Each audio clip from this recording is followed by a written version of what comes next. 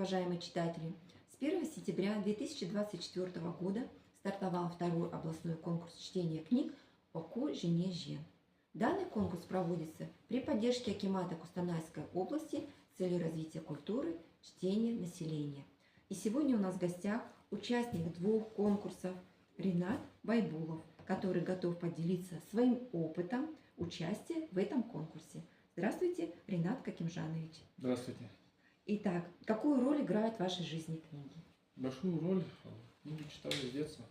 В школе, по программе все это, все прочли, все любили, ходили в библиотеку.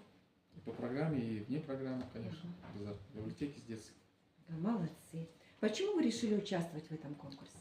Увидал объявление, прочитал положение о конкурсе, показался очень интересным и решил принять активное участие.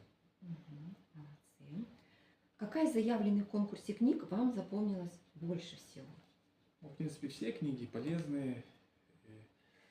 Запомнилась «Дом скитальца» Геральт Бельгер. Кстати, это автора я открыл для себя в этом конкурсе.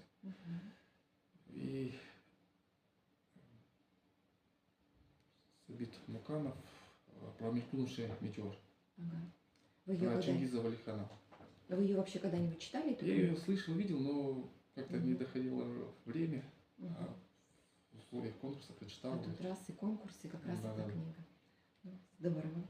Какие трудности вы испытывали при тестировании? Когда был самое первое тестирование первой книги, там был вопрос, в каких городах установлены памятники Томирис. А об этой информации не было в книге.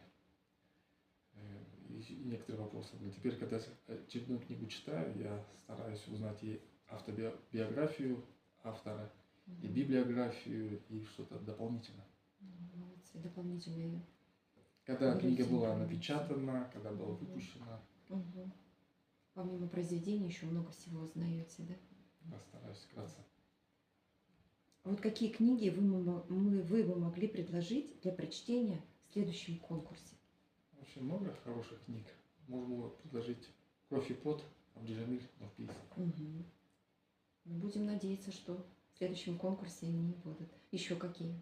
Может, что-то когда-то читали с детства, с юности? Эрнест Хемингуэй «Старик и море».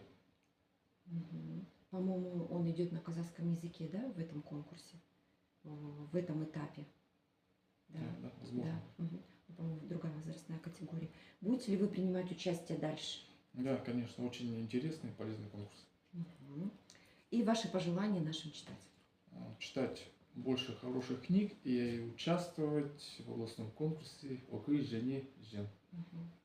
Ну, спасибо вам за такое небольшое интервью. Мы желаем вам удачи в прохождении тестирования и ждем вас всегда в нашей библиотеке. Спасибо. Спасибо.